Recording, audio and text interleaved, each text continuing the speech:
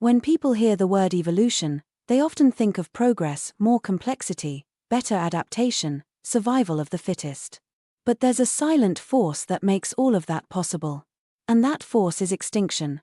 Why do 99.9% of all species disappear? And how can something as destructive as extinction be essential to the story of life? Extinction is not rare or accidental.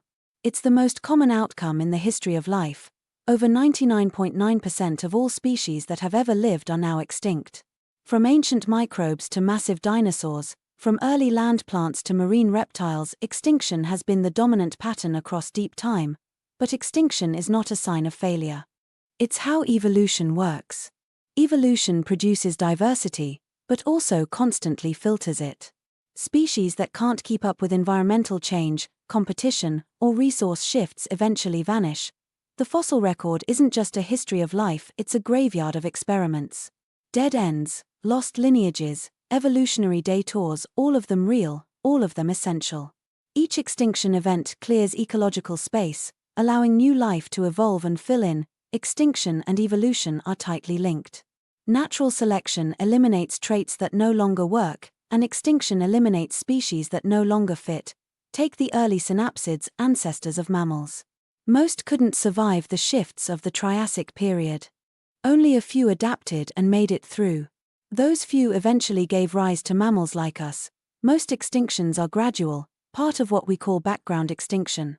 As climate slowly changes, sea levels fluctuate, or ecosystems reorganize, certain species fall behind. If they can't adapt fast enough, they go extinct.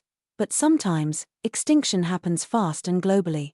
In such rare cases, entire branches of the evolutionary tree are cut off. These extreme collapses can reset entire ecosystems, clearing the way for something new.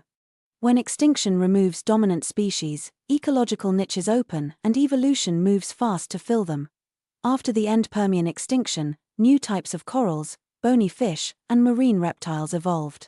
On land, the ancestors of dinosaurs began to spread. After the extinction of the non-avian dinosaurs 66 million years ago, mammals diversified rapidly. Some took to the trees and some grew large and some like whales returned to the sea. Primates appeared and eventually, humans evolved. Even small-scale extinctions can spark evolution.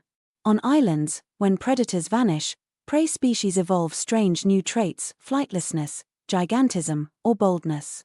In forests, when old trees die, sunlight reaches the ground and allowing new plants to thrive. In short, extinction creates disruption, and evolution feeds on disruption. Today, extinction is no longer driven by volcanoes, asteroids, or ice ages. It's being driven by a single species, humans. We're cutting down forests and overfishing oceans, polluting ecosystems and warming the planet, and this accelerating extinction at a rate estimated to be hundreds of times faster than the natural background. This is not just a biodiversity crisis, but it's an evolutionary crisis. Because evolution needs time. It needs stable ecosystems, long periods of adaptation, and complex interactions.